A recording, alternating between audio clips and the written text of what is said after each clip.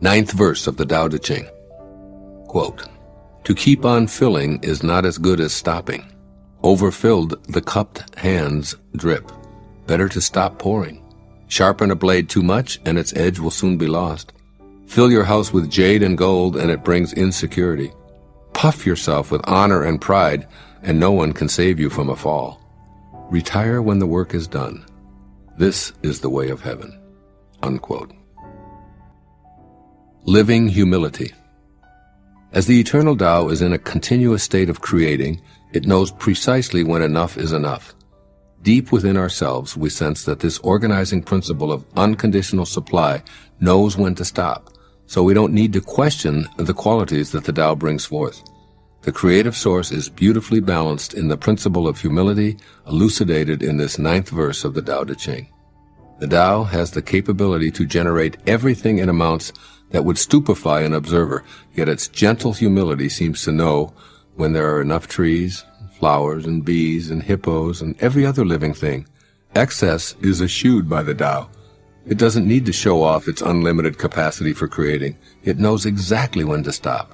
This verse invites us to be in spiritual rapport with this profound characteristic of the Tao. Cramming life with possessions, pleasures, pride, and activities when we're obviously reached a point where more is less indicates being in harmony with ego, not the Tao. Living humility knows when to just stop, to let go and enjoy the fruits of our labor. This verse clearly analogizes that the purpose of more status, more money, more power, more approval, more stuff is as foolish as honing a carving knife after it's reached its zenith of sharpness. Obviously, to continue would just create dullness, and it is obvious that a keen edge represents perfection. Lao Tzu advises us to be careful about amassing great wealth and storing it away. This practice contributes to a life spent keeping our fortune safe and insured, while at the same time always feeling the need to pursue more. He counsels us to be satisfied at a level that fosters living with humility. If wealth and fame are desired, we must know when to retire from the treadmill and be like the Tao. This is the way of heaven, as opposed to the world that we live in, which is addicted to more. We can heighten our awareness that advertising is primarily designed to sell products and services by convincing us that we need something in order to be happy. Analysts might tell us that the economy is failing if it isn't continuously growing. But we can realize that excessive growth, like cancer, will ultimately destroy itself.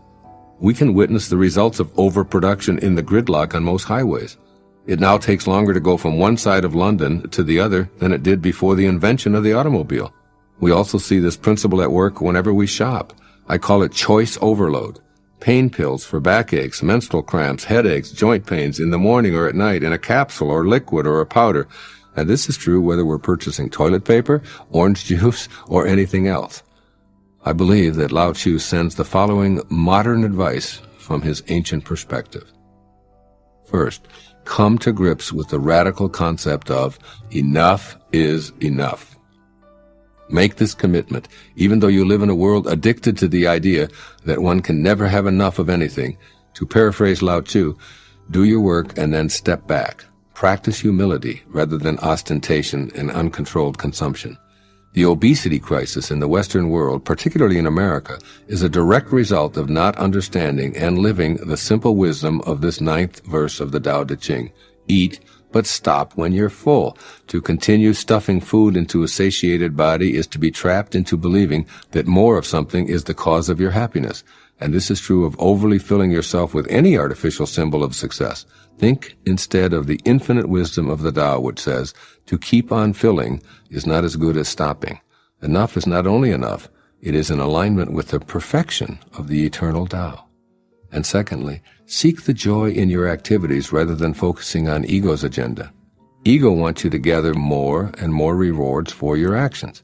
If you're in a state of loving appreciation in each of your present moments, you're letting go of the absurd idea that you're here to accumulate rewards and merit badges for your efforts.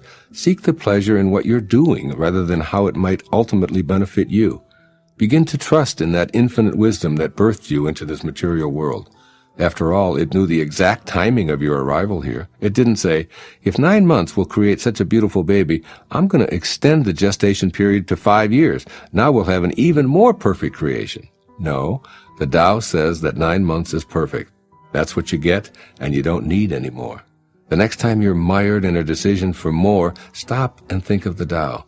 This creation principle fully grasps the idea that when the work is done, then for God's sake it's time to stop. As Lao Tzu advises, this is the way of heaven. Why ever choose to be in conflict with that? Do the Tao now.